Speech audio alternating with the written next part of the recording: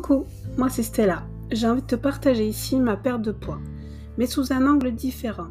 Pourquoi le podcast? Tout simplement, je trouve que de parler, c'est bien plus simple pour moi que d'écrire ou de me filmer. Je souhaite aborder différents sujets de façon spontanée, comme si je discutais avec une amie. Alors, bonne écoute.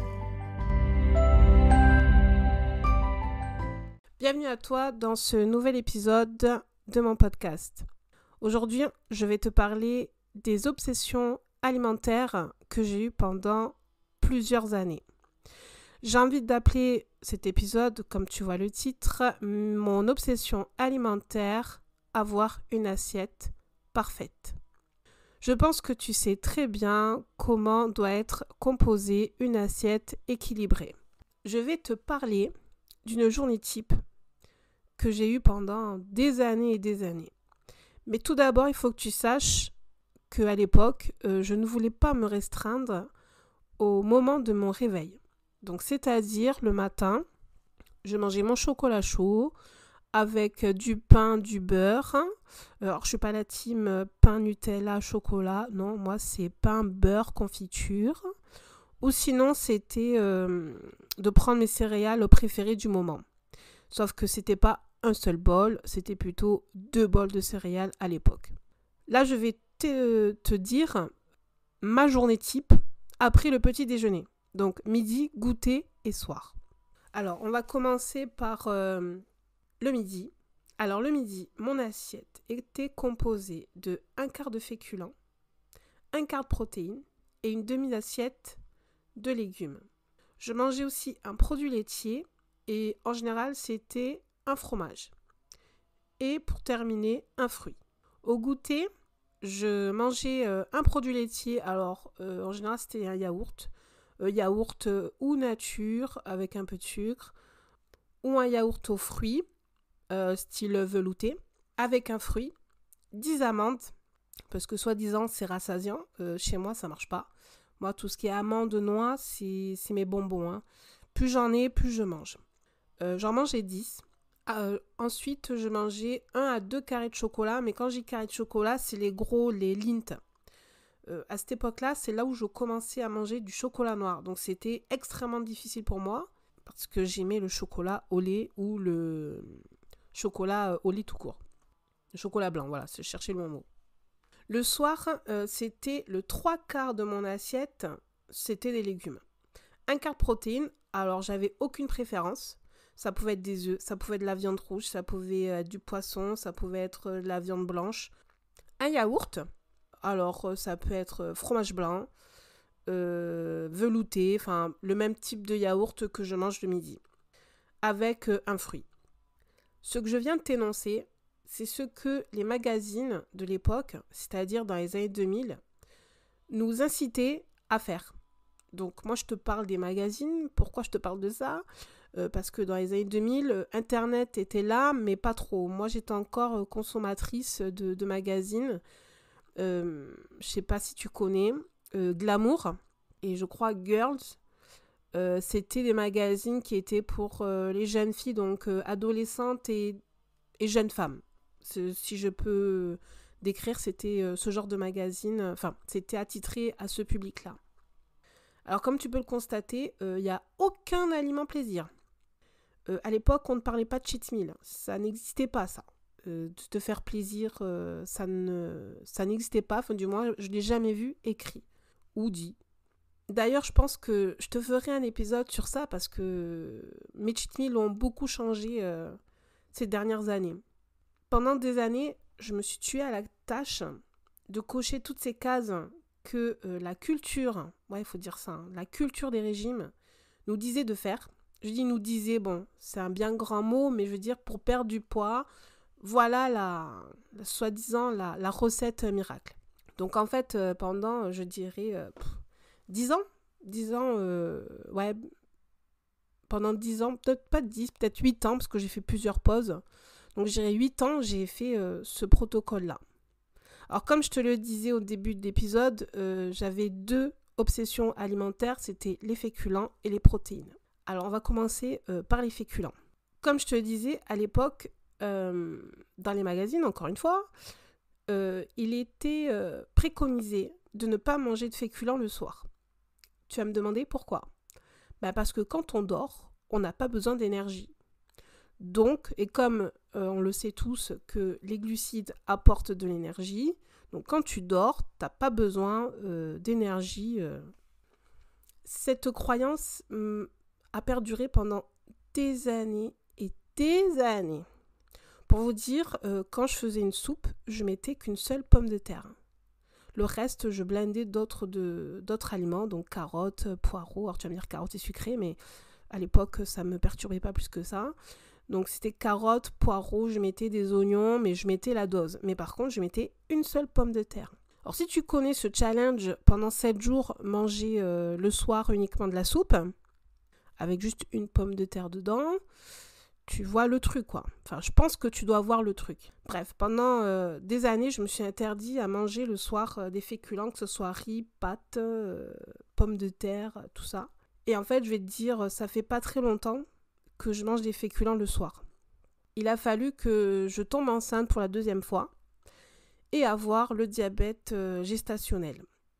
J'ai été suivie par une endocrinologue, si je ne me trompe pas. Je ne suis même pas très sûre, mais je pense que c'est ça. Parce qu'en fait, je me faisais piquer à l'insuline parce que j'avais trop de glycémie. Et elle, ce qui l'a dérangée, au bout de 2 semaines de suivi, parce que chaque semaine, je lui envoyais mon bilan de glucides.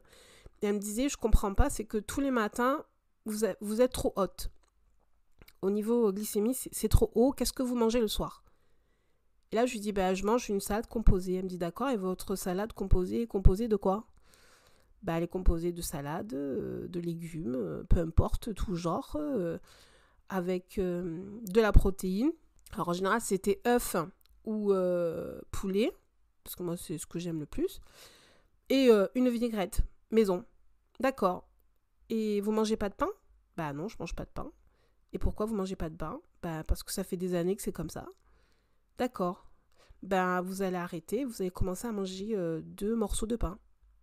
Et j'ai commencé à, je mange 2 morceaux de pain. Elle me dit oui, parce que c'est important de manger des glucides le soir. J'ai dit comment ça, c'est important ? J'ai dit moi, je dors la nuit. J'ai dit surtout que là, je travaille plus, donc j'ai envie de vous dire, je vois pas pourquoi je devrais manger des glucides. Elle m'a expliqué, c'est important pour le bon fonctionnement du corps, mais en même temps que vous nourrissez une autre personne, un bébé. Donc lui aussi, il a besoin d'énergie.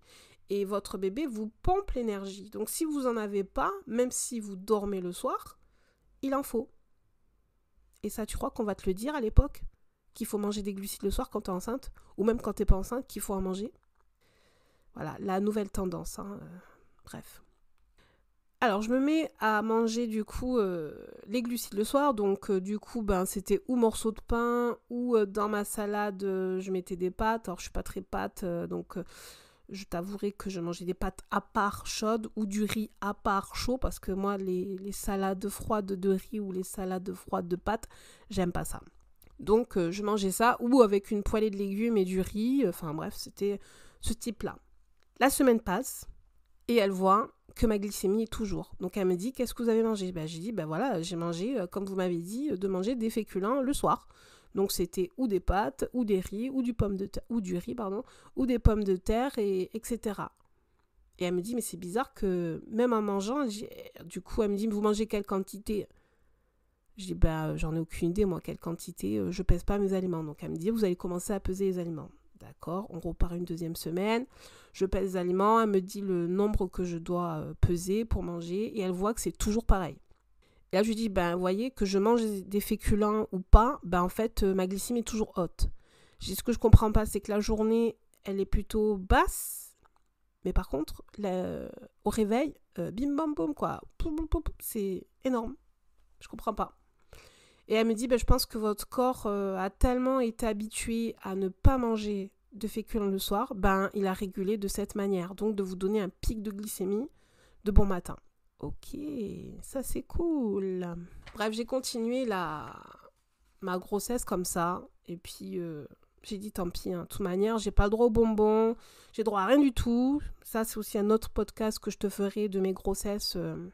Excusez-moi du terme, mais à la con. Je t'en parlerai prochainement, je pense. Alors aussi, il faut que tu saches que les féculents, j'en ai jamais mangé le soir, enfin jamais mangé, très peu mangé, sauf quand c'était par exemple soirée pizza.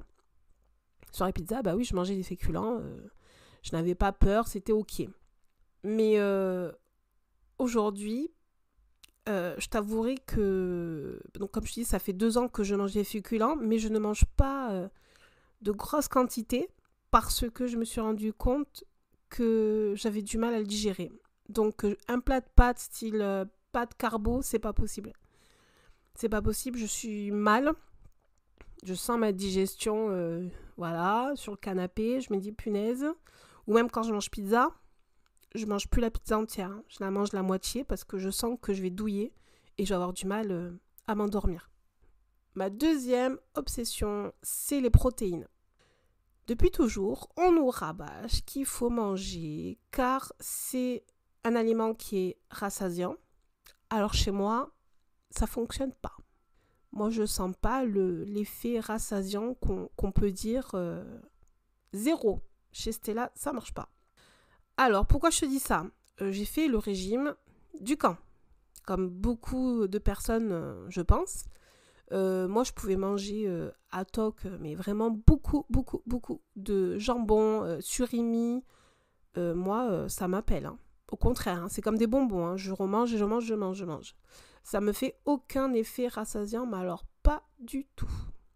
Aujourd'hui, on nous parle de manger des protéines par rapport aux influenceurs fitness, coachs sportifs, nous dit qu'il faut en manger pour maintenir notre masse musculaire, mais aussi pour développer notre masse musculaire.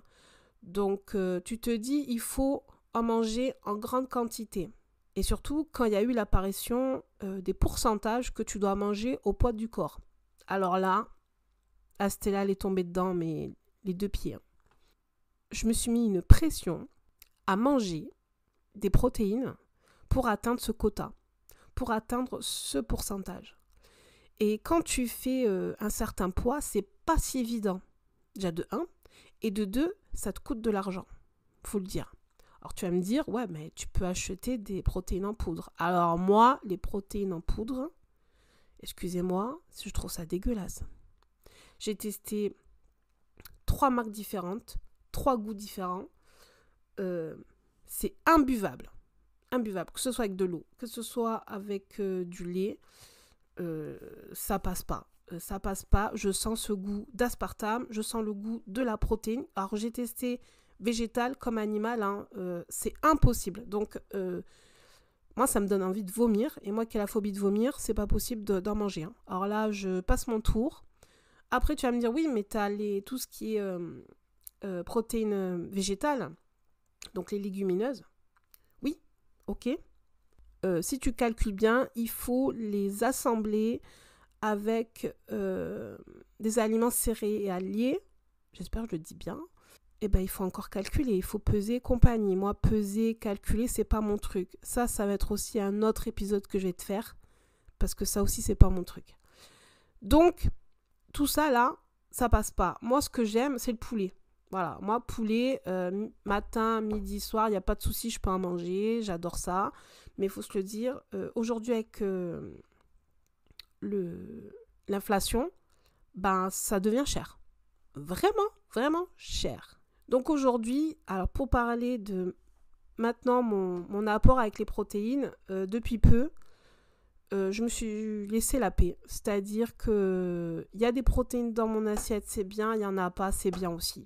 Je me fais plus chier à me dire il faut absolument que j'en ai pour maintenir ma masse musculaire ou pour la développer. Bon, actuellement, c'est plus pour la maintenir parce que vu comme je fais pas de sport en ce moment, voilà, c'est surtout ça, de maintenir ma masse musculaire, mais je veux plus, quoi. Aujourd'hui, où j'en suis avec mes obsessions alimentaires, hein, que la culture des régimes m'a robotisée. Alors, comme je te le disais, cela fait très peu de temps que je me suis foutu la paix. Cela fait depuis le 3 novembre 2023 que je me suis foutu la paix avec une assiette parfaite. Alors, comme je te l'ai dit, tout ce qui est glucides, ça c'est venu depuis ma grossesse, donc ça fait bientôt 2 ans que j'ai intégré les glucides le soir, en petite quantité parce que mon système digestif ne me le permet pas. Il me dit ça va pas, donc calmos. Mais côté protéines, ça fait que quelques semaines que maintenant je me dis si j'en ai pas, c'est pas grave. Si j'ai pas ça, je vais pas en mourir. Je préfère manger pour vivre que vivre pour manger. Parce que franchement, je me dis c'est quand même débile après plus de 15 ans à s'obstiner à dire il faut que je mange ça parce que sinon j'aurai pas tel résultat. Donc tout ça pour dire que depuis le 3 novembre 2023, j'ai une alimentation intuitive. Voilà, maintenant tu connais mes anciennes obsessions alimentaires. Et toi, est-ce que tu en as aussi ? Je serais bien curieuse de savoir. N'hésite pas à me le dire sur Instagram. Tu as le lien dans les notes du podcast. Et je t'ai laissé un petit questionnaire. Si tu as envie d'y répondre, c'est avec plaisir.